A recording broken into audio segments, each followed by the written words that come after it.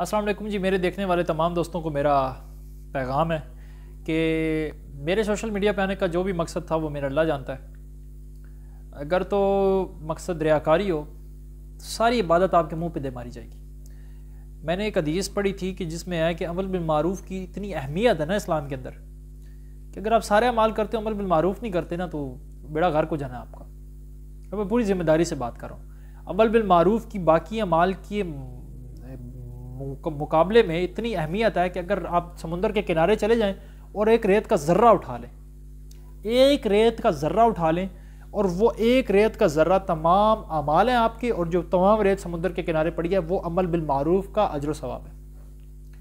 تو عمل بالمعروف بہت زیادہ ضروری ہے، اور میرے سوشل میڈیا پہ آنے کا مقصد یہ ہے کہ مجھ سے ٹائپنگ نہیں ہوتی تھی، مطلب میں نے اپنے خیالات کا اظہار کرنا چاہتا تھا لیکن مجھ سے ٹائپنگ نہیں ہوتی تھی اتنی زیادہ، نہ میں اتنی تحریریں لکھ سکتا تھا اور نہ تحریر پہ اتنا رسپانس آتا تھا۔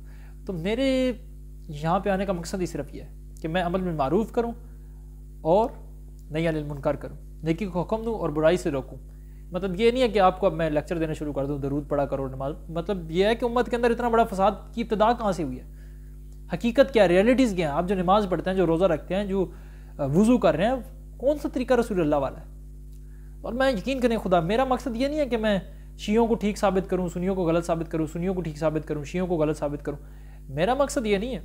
میں نے تو کل کو پتہ نہیں کوئی ایسی ویڈیو ڈال دوں جو شیعوں کو بری لگ جائے، ٹھیک ہے نا۔ میرے لیے تو قرآن ہے، قرآن کی زد میں اگر شیعہ آتے ہیں تو بے شک وہ بھی رگڑے جائیں، ٹھیک ہے نا۔ کوئی چیز کو اگر شیعہ کر رہے ہیں اور قرآن کے خلاف ہے، میں تو کوئی نہیں خیال کرنا کسی کا بھی، میں تو سیدھی بات ہے، میرے لیے قرآن اور اہل بیت کے فرامین کے آگے کچھ بھی نہیں ہے۔ لہٰذا جتنے بھی میرے سنی شیعہ بھائی ہیں میرے لیے محترم ہے۔ اور دوسری یہ ہے کہ ایک جو انسان کے ذہن میں آتی ہے فطرتی تقاضا ہے جی، وہ ویوز نہیں آتے، لائکس نہیں آتے، سارا حساب کتاب، تو مجھے ایک بڑی تسلی رہتی ہے۔ میں نے کہا چلے آپ سے یہ بات شیئر کر دوں، اور ہمیشہ اپنے زندگی کے ہر معاملے میں اس بات کی تسلی رکھا کریں کہ اگر کوئی نہیں نہ دیکھ رہا تو آپ کا خدا دیکھ رہا ہے، اور ہمارے عقیدے کے مطابق امام زمانہ جو زندہ ہے، میرے وقت کے امام دیکھ رہے ہیں۔ میرے لیے وہ ویو کافی ہے جو شو نہیں ہوتا، وہ ویو جو شو نہیں ہوتا، کہ جو اللہ دیکھ رہا ہے۔ میں تو کل کو اللہ کو کہوں گا کہ اللہ تعالیٰ بڑا گناہ گار آدمی تھا، کوشش کی ہے کہ تیرے پیغام کو لوگوں تک پہنچا دو۔ ایک بندے تک بھی، اگر کسی شیعہ تک کی کسی بھی بندے تک ایک کوئی حدیث پہنچ گئی اور اس کی وجہ سے وہ اپنی اصلاح کر لیتا ہے، تو میں سمجھتا ہوں میری زندگی کا مقصد مکمل ہے۔ باقی یہ ضروری نہیں ہوتا، مطلب اب میں کوئی بڑا علامہ نہیں ہوں، یا میری بہت اچھی عربی نہیں ہے، یا میں بہت زیادہ عالم نہیں ہوں، یا بہت زیادہ متقی نہیں ہوں، پرہیزگار نہیں ہوں، میرے اندر 100 خطائیں ہیں، 100 برائی ہیں، گناہ گار آدمی ہوں۔ تو اس کا مطلب یہ نہیں ہے کہ آپ جب بہت زیادہ متقی ہو جائیں گے، معصوم ہو جائیں گے، بہت زیادہ علم حاصل کر لیں گے، اس کے بعد آپ عمل بالمعروف اور نہی عن المنکر کرنے کی اہمیت رکھیں گے یا اس کی صلاحیت رکھیں گے۔ نہ، جتنا پتہ ہے آپ کو ذمہ داری کے ساتھ، وہ آپ کا کام ہے کہ آپ نے اس کو دوسرے کو بتانا ہے۔ نہیں بتاتے، آپ اس بندے کی بھی مجرم ہے اور خدا کی بھی مجرم ہے۔ اصل میں ہمارے ہاں یہ رواج ہی ختم ہو گیا۔ لوگ کسی سے نسل پوچھ لیں گے، قبیلہ پوچھ لیں گے، علاقہ پوچھ لیں گے، ملک پوچھ لیں گے، سارا کچھ پوچھیں گے، اس سے فرقہ نہیں پوچھیں گے، اس سے مذہب نہیں پوچھیں گے۔ کیوں جی؟ وہ مذہبی انتشار ہوتا ہے، فرقہ واریت پھیلتی ہے فرقہ واریت پھیلتی ہے۔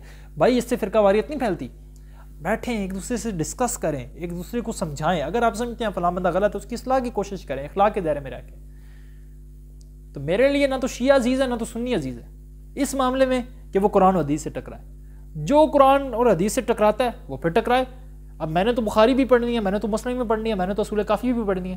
اب جس کو حدیث سن کے مسئلہ ہوتا ہے وہ بے شک پھر اس کو ہوتا رہے، مجھے تو اس میں کسی سے وہ چیز نہیں ہے نا۔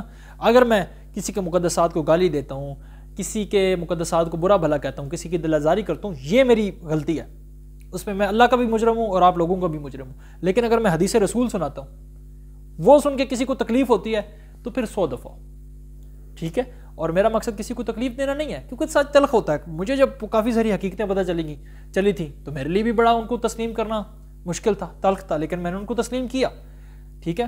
تو وہ کہتے ہیں نا، رنگ لاتی ہے نہ پتھر پہ پس جانے کے بعد آدمی کام کا بنتا ہے ٹھوکریں کھانے کے بعد۔ لہٰذا پتھر میں پسنا پڑتا ہے ہر انسان کو، اپنی میں کو ختم کر کے، اپنی تعصب کی پٹیاں ہٹا کے آنکھیں کھولنی پڑتی ہیں اگر آپ ریالٹیز کی طرف جانا چاہتے ہیں۔ تو بہرحال میں نے ایک چھوٹا سا یہ کہا کہ میں سوشل میڈیا پہ کیوں آیا، میں آپ سب کو بتا دوں۔ اللہ تعالیٰ آپ سب کو جزائے خیر دے جو لوگ دیکھتے ہیں، اور آپ سب کو اللہ عزت دے اور حق پر چلنے کی اور اس پر عمل کرنے کی توفیق دے۔ السلام علیکم۔